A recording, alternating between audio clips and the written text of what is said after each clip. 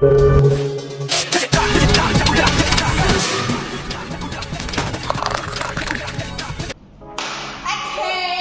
kembali lagi di acara kami yaitu Audit Talk kelompok 11. Iya, untuk acara kali ini, sebelumnya perkenalan dulu, saya Nabila Kumalami Jayanti dari salah satu kelompok 11.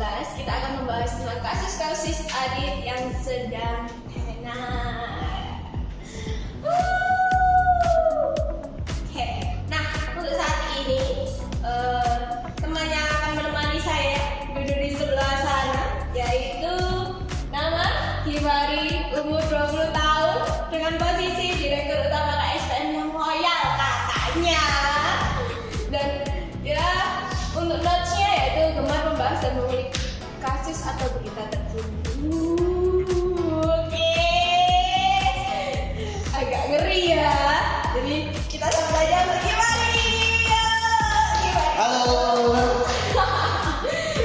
Gimana nih kabarnya Mas Hibari? Semangat pagi lah, kita kan ngetek di jam berapa ini? Jam 10 ya. Masih fresh nih. Oke, ini Mas Hibari. Tema saat ini kan tentang audit, penagihan sama penjualan piutang suatu perusahaan. Ada beberapa kasus nih Mas Hibari. Ini saya dapat kasus nih Mas Hibari. Apa tuh kalau boleh tahu? Nah, kalau yang satu ini mungkin Mas Hibari sering dengar karena familiar sekali kasusnya. Nah, ini ada di saya cari di Wall Street Journal di tahun 2003. Itu ada kasusnya tentang Deloitte. Nah, itu kasus besar banget nggak sih? Nah, itu harus kita bahas nih Mas Hibari. Gimana ini kasus Deloitte sama satunya ini kasus ya. Saya cek dulu nih kasusnya. Kelihatannya ini juga baru-baru sih Mas. Untuk yang kasus baru ini yaitu tentang Italian skandal yang ada di UK. Inggris ya berarti? Iya, bener banget Mas. Kita jauh-jauh nih bahasnya ya. Kita jauh banget. Studi kasusnya internasional gitu. Lokal kita nggak main gitu ya. Iya, benar. Nah, bisa diberitahu nggak sih Mas gambaran besarnya tentang skandal ini gitu? Mungkin dari kasus yang pertama dulu ya, Iya. mengenai Deloitte dan Touch di salah satu jurnal Wall Street. Wall Street itu adalah salah satu jalan di mana di sana terdiri dari bursa efek dan juga saham-saham yang ada di Amerika Serikat. Dan Deloitte dan Touch ini salah satu kantor KAP atau kantor auditor publik yang cukup terkenal di internasional tentunya, mulai dari United Kingdom, UK, USA sampai dengan di Indonesia pun Deloitte itu ada. Salah satu big four lah pemain di dalam audit publik di dunia. Nah, kejadian fraud ini dilakukan oleh Deloitte dan rekannya di tanggal 25 Februari di 2003.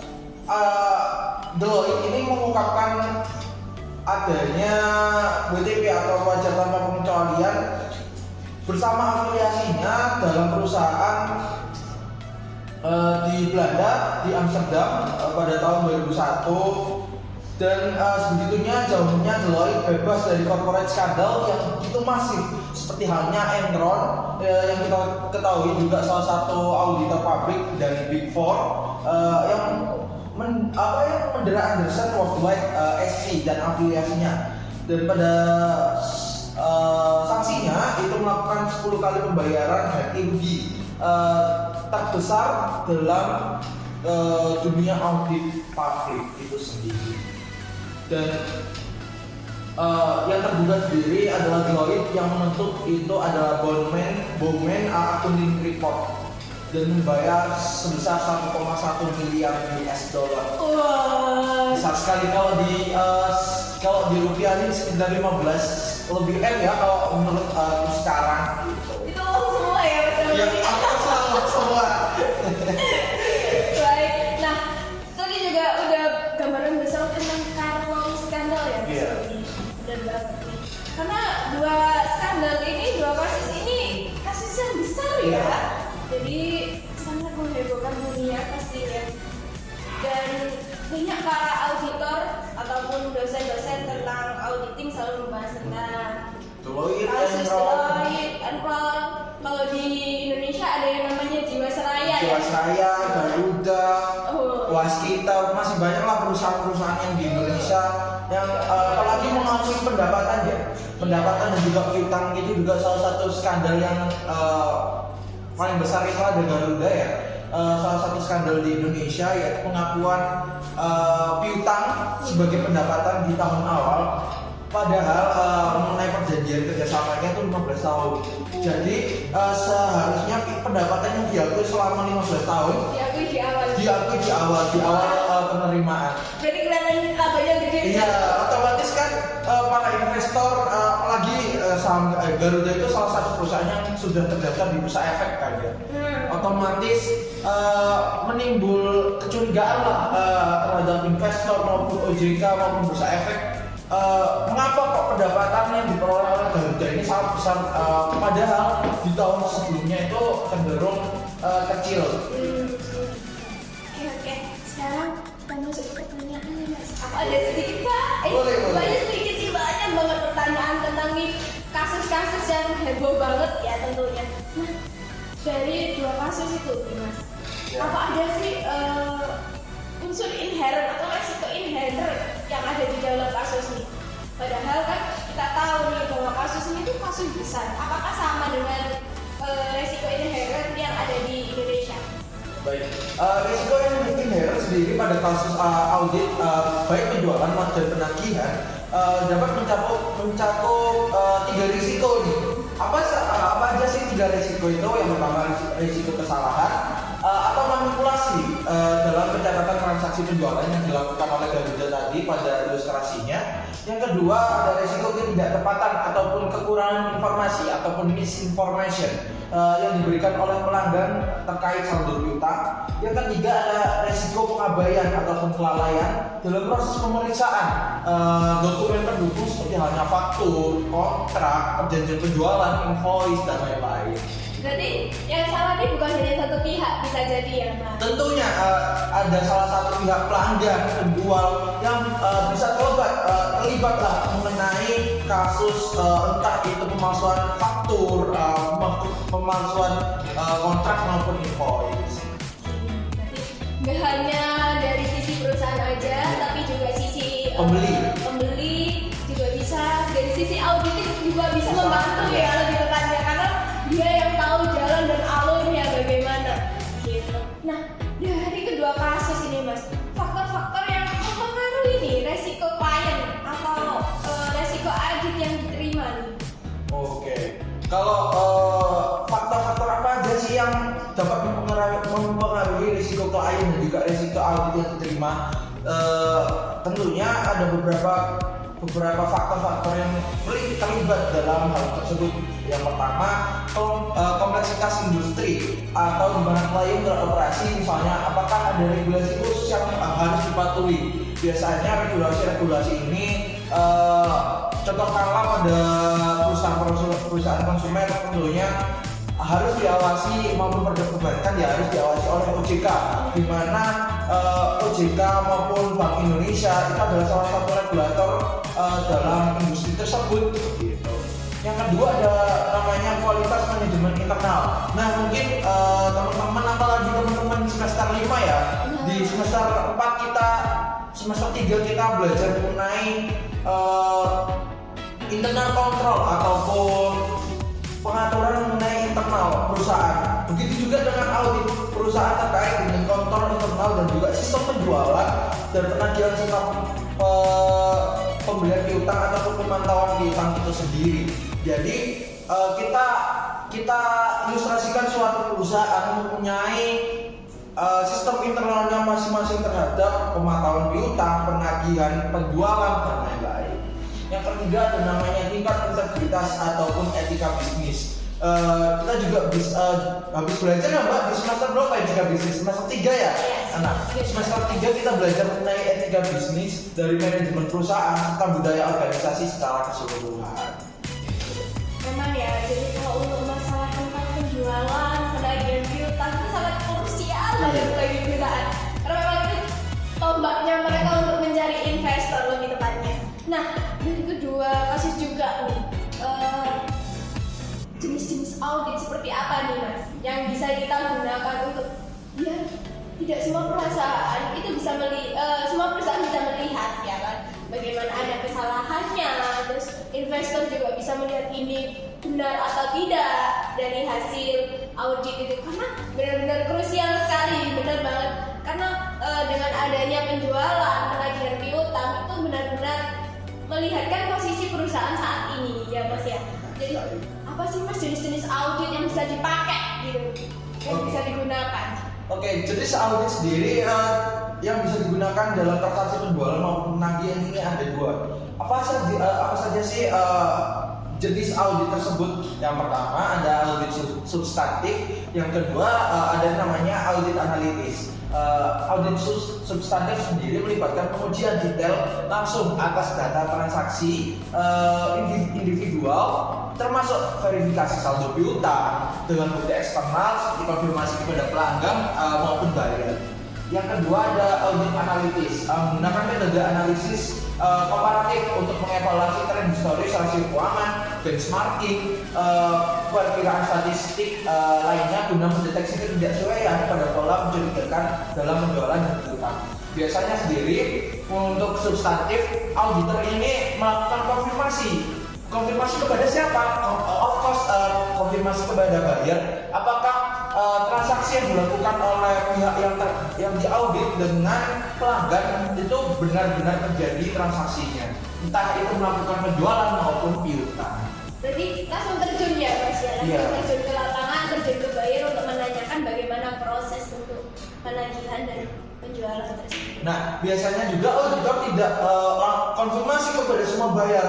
Ada namanya teknik sampling, artinya auditor itu hanya melakukan konfirmasi ke beberapa buyer saja untuk mengkonfirmasi apakah penjualan maupun piutang yang dilakukan oleh pihak yang diaudit telah sesuai standar yang ada atau sesuai dengan internal kebijakan internal yang sudah disepakati oleh perusahaan.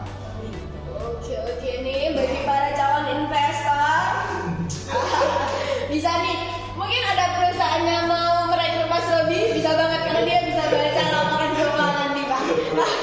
Gitu.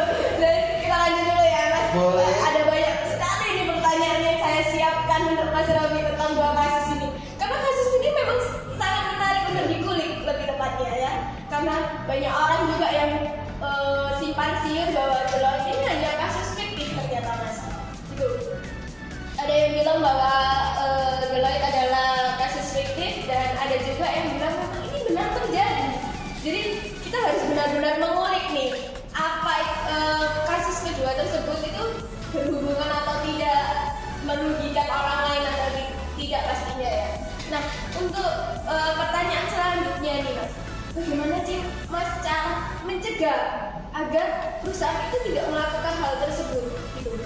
Karena udah banget kan skandal banyak di internasional maupun nasional, jadi kita harus gimana caranya untuk menanggulangi nih skandal seperti ini gitu. Oke, tanyanya cukup menarik ya. Untuk mencegah terjadinya suatu skandal seperti halnya Deloitte, Garuda maupun beberapa perusahaan baik internasional maupun nasional, ada beberapa hal yang harus ditekankan ataupun direpresentasikan dalam perusahaan itu sendiri. Yang pertama ada sistem pengendalian internal ataupun internal control. Di dalam SIA kita juga belajar bagaimana sih melakukan pengendalian internal ataupun pemisahan tugas ataupun seperti halnya jika kita menerima uang akan dibedakan dengan orang yang mencatat. Untuk apa? Untuk mengurangi terjadinya kegiatan fraud itu sendiri. Jadi pentingnya pengendalian internal dalam perusahaan untuk mencegah terjadinya kecurangan. Yang kedua ada kepatuhan terhadap standar akuntansi. Tentunya di Indonesia sendiri sudah ada SAK, standar akuntansi keuangan, sebagai standar untuk membuat pelaporan dalam perusahaan. Kalau di internasional kita kenal sebagai apa ya? IFRS ya? IFRS. Yang ketiga ada pelatihan karyawan dan mengenai etika bisnis, integritas, dan pentingnya menjaga prinsip-prinsip akuntabilitas demi transparansi perusahaan dengan para stakeholder ataupun pemegang kekuasaan baik di perusahaan maupun masyarakat itu sendiri. Itu tadi ya, untuk mencegah terjadinya kasus-kasus seperti ini. Dia nggak semua perusahaan, karena di saat ada kasus seperti ini, Mas Robi, biasanya para investor, apalagi investor muda itu, mereka merasa bahwa kok ada kasus ini, mau nanam saham nih, takut ya kan. Seperti saya itu memang kalau dilihat apakah udah terjun ke dunia saham belum, karena memang saya merasa bahwa banyak kasus yang seperti ini dan hampir semua perusahaan pernah melakukan kecurangan ya. Jadi tidak menutup kemungkinan lah untuk kasus-kasus seperti ini terjadi gitu. Sedangkan saham yang kita harus beli itu lumayan cukup besar ya Mas, untuk perusahaan-perusahaan ternama gitu. Jadi ya semoga dengan adanya talkshow ini kita bisa melihat bahwa tidak semua ya Mas Robi. Jadi hanya oknum-oknum tertentu yang bakal perusahaan tertentu lah, perusahaan nakal. Iya. Jadi ada perusahaan-perusahaan tertentu yang melakukan hal seperti ini gitu. Nah, untuk pertanyaan selanjutnya nih Mas Robi. Nah, di saat kan karena udah ada kasus nih, sudah nyemplung juga. Kalau udah nyemplung kakinya sekalian ditempuhin ya Mas Robi. Nah, apa sih Mas Robi yang harus dilakukan di saat mereka udah terlalu terjun gitu di dalam perusahaan yang memang memiliki skandal seperti ini? Berarti bagaimana penanggulangannya ya? Iya. Bagaimana investornya nih? Baik investor maupun perusahaan yang sudah melakukan manipulasi laporan keuangan, terutama di bagian penagihan dan juga penjualan piutang. Yang pertama itu ada penghentian praktik ilegal ataupun tidak etis dengan segera. Tentunya manipulasi laporan keuangan baik yang dilakukan oleh perusahaan maupun buyer adalah suatu tindakan yang tidak etis. Karena apa? Karena di hal tersebut kita juga mendapatkan keuntungan orang-orang yang melakukan kecurangan tersebut.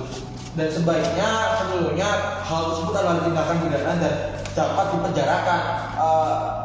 Dan kita sebagai manusia yang seharusnya mempunyai sifat yang jujur ya, Mbak. Seharusnya menghindari terjadinya praktek ilegal maupun fraud maupun manipulasi laporan keuangan. Yang kedua adalah melakukan investigasi internal untuk mengungkapkan penyebab masalah tersebut. Jadi pentingnya perusahaan untuk cara problem solving ataupun penyelesaian masalah baik di internal perusahaan itu sendiri. Biasanya kita kenal ada yang namanya audit internal. Nah, audit internal itu adalah salah satu investigasi juga untuk menanggulangi terjadinya apabila terjadi fraud dalam perusahaan. Kita audit internal terlebih dahulu sebelum kita audit ke eksternal. Kenapa? Karena di audit internal itu sendiri kita tahu apa sih manipulasi yang terjadi ataupun kecurangan yang terjadi dalam perusahaan. Yang ketiga adanya melibatkan pihak hukum jika diperlukan untuk menangani konsekuensi hukum dan skandal tersebut. Of course, tentunya karena kecurangan baik yang dilakukan oleh perusahaan maupun buyer adalah tindak ilegal dan juga melanggar hukum. Biasanya untuk orang-orang yang melakukan hal tersebut, of course akan bakal melakukan tindak pidana dan harusnya akan dijatuhi hukuman di penjara. Yang keempat ada memperbaiki sistem kontrol internal perusahaan agar lebih efektif dan mencegah kasus serupa di masa depan. Yang kelima, terakhir, memberikan klarifikasi publik secara jujur dan transparan kepada stakeholder ataupun pemegang kekuasaan ataupun pemangku kepentingan mengenai tindakan perbaikan yang telah diambil. Biasanya untuk perusahaan-perusahaan itu akan melakukan konfirmasi kepada pemegang saham, biasanya melalui surat-surat pernyataan untuk mengkonfirmasi dan juga mengklarifikasi benar dan tidaknya suatu kecurangan terjadi dalam perusahaan. Oke, jadi itu tadi ya Mas, penanggulangannya ya. Bagaimana perusahaan jika sudah masuk ranah kasus seperti ini. Nah, sebelum kita tutup acaranya, nah saya mau tanya satu hal lagi. Apa sih Mas mimpi Mas Robi tentang perusahaan-perusahaan yang sudah tua? Harapan saya sih lebih akuntabilitas dan juga apalagi perusahaan go public ini mempunyai kepentingan terhadap masyarakat kan ya Mbak.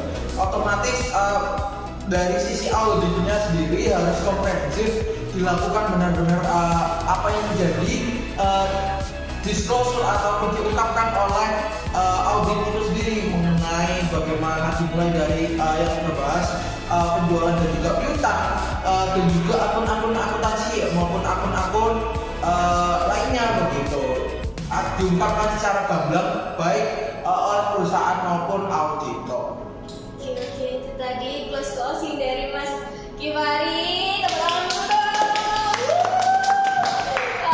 Sekian untuk tema kali ini tentang penagihan dan penjualan. Jadi, itulah kasus-kasus yang terjadi di